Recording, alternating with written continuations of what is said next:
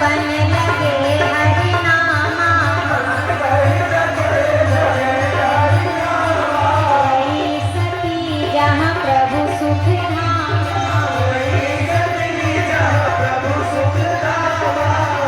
बाबा ने माँ से कहा कि यही रास्ता है, जाकर परीक्षा ले लो और तुम्हें पता चल जाएगा परीक्षा लेके भगवान है कि नहीं।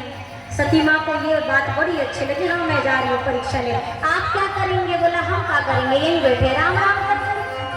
वट का बरगद का वृक्ष था, बाबा बैठ गए राम राम करते। माँ प्रस्थान करी। अब बाबा मन में क्या विचार कर रहे हैं? चिंता में नहीं, चिंतन में बैठ गए भगवान से। क्या चिंतन कर रहे हैं? क्या कर रही होंगी सती? ऐसा नहीं, कोई है सोई जो राम रचि राखा, करी तरक बढ़ावई शाखा, मंगल भवन अमंगल हारी,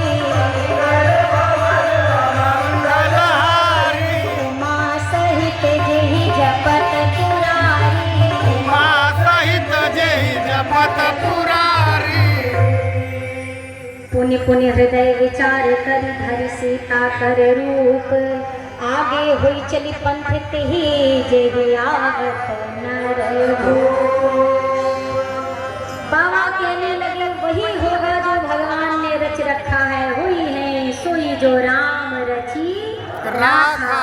हमारे बुद्धि लगाने का वो कोई कार्य नहीं है। निश्चिंत होकर बैठ गए बाबा भजन में।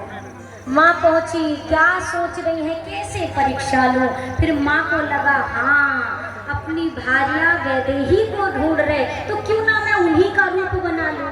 अब सीता जी का वेश धारण करके सती मैया चल पड़ी। किसी के जैसा गेटअप ले लेना कोई बड़ी बात नहीं है, कोई बड़ी बात नहीं है। आज भी रामलीला होती है तो बहुत लोग राम बनते हैं, बहुत लोग रावण बनते हैं, पर पहन लेने से ना तो राम राम ही हो जाता है, ना रावण रावण ही हो जाता है। वो तो आचरण पर निर्भर करता है ना कि आपके भीतर व्यवहार क्या चल रहा है।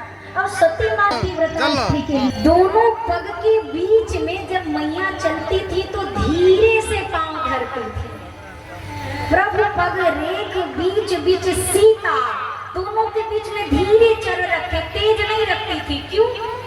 इसलिए कि अगर जोर से पांव धरा तो रेत उड़ेगी, धूल के मेरे चरणों के कण उड़ेंगे।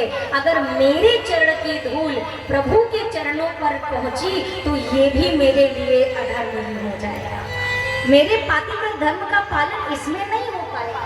तो धीरे धीरे चरण रखती। सोचो इतनी सावधानी है कहाँ वहाँ, और यहाँ सती मैया बन के तो आ गई सीता मैया। पर गोस्वामी जी ने लिखा